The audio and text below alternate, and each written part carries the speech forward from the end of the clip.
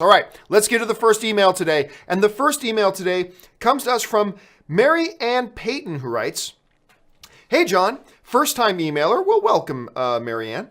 "My significant other got me hooked on your show, and I watch almost every day." Well, thank you so much.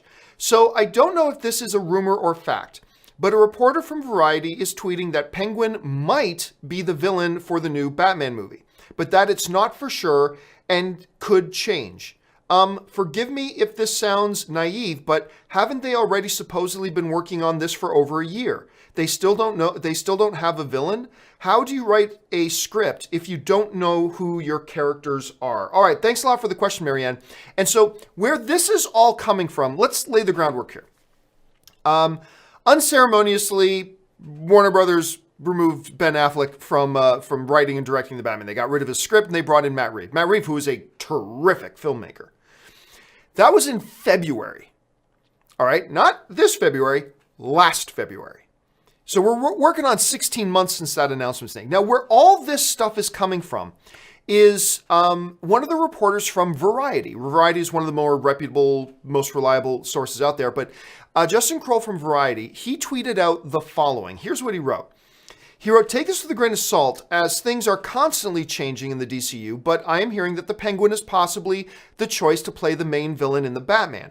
Sources add, even if Reeves decides to go another route the studio could then make him the main villain in Birds of Prey." He goes on to write, "Reeves is still working on the script, so that could always change. But of the multiple Birds of Prey scripts submitted, one does have the Penguin as the main heavy.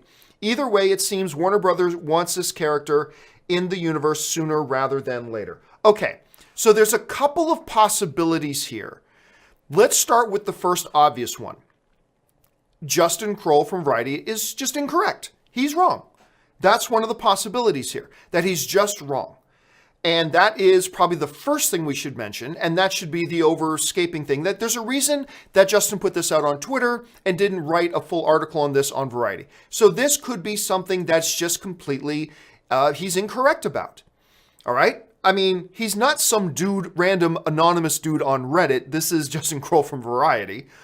But let's go with the first possibility here, that he's just incorrect about this and there's really nothing to talk about here, okay? So let's just say that right up front. That's the first possibility.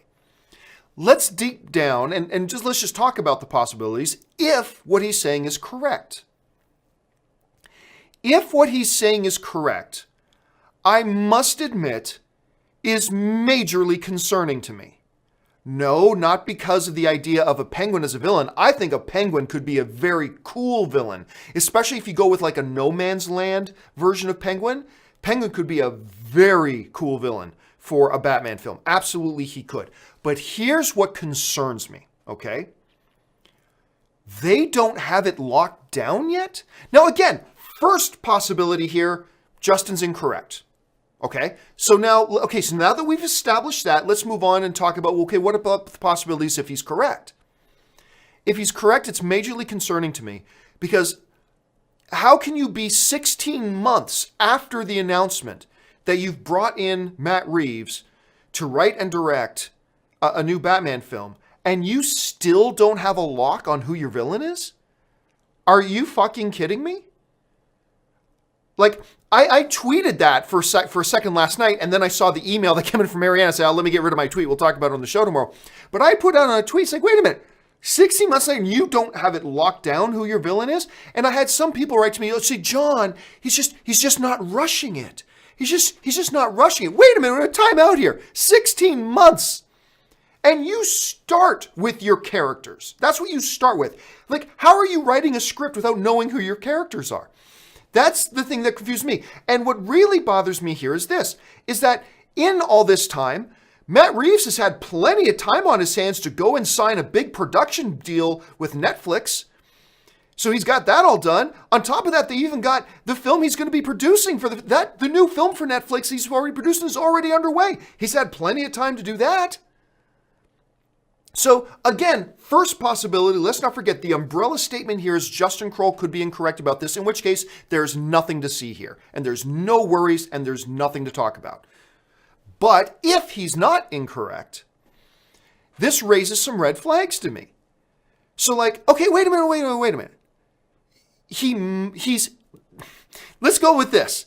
If he's got a script that, they could change what the villain is, then what that means is they've got such a generic script that you could just pull out whatever villain, drop whatever villain in. Because it's not really built around the characters. It's just a generic script, boom.